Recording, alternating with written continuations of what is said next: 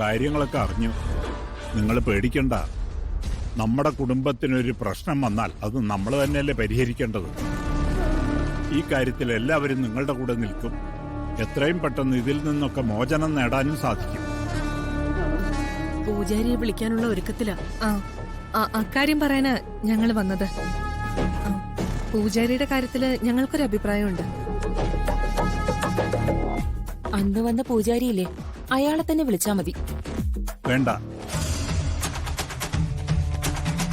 അയാളെക്കുറിച്ച് പൊതുവിൽ നല്ലൊരു അഭിപ്രായമില്ല.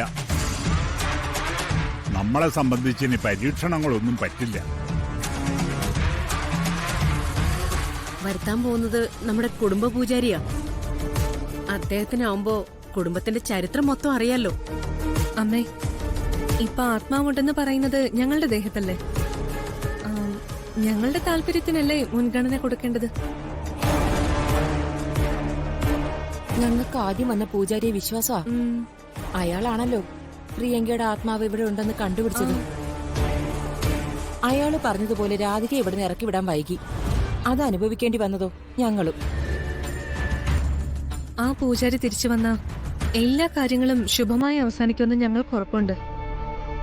ഇവരിങ്ങനെ പറയുമ്പോ എന്താ പത്മിനി ചെയ്യേണ്ടത്? ഒരു കാര്യം ചെയ്യാം, തൽക്കാലം അയാളെ തന്നെ വിളിക്കാം.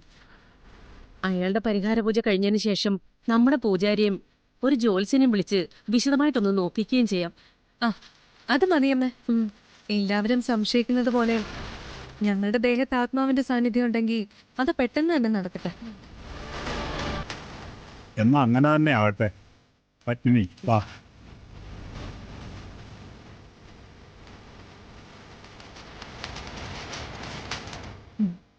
നമ്മുടെ കുടുംബ പൂജാരി എങ്ങാനും വന്നിരുന്നെങ്കിൽ കാര്യങ്ങളൊക്കെ കുഴഞ്ഞു മറിഞ്ഞേനെ.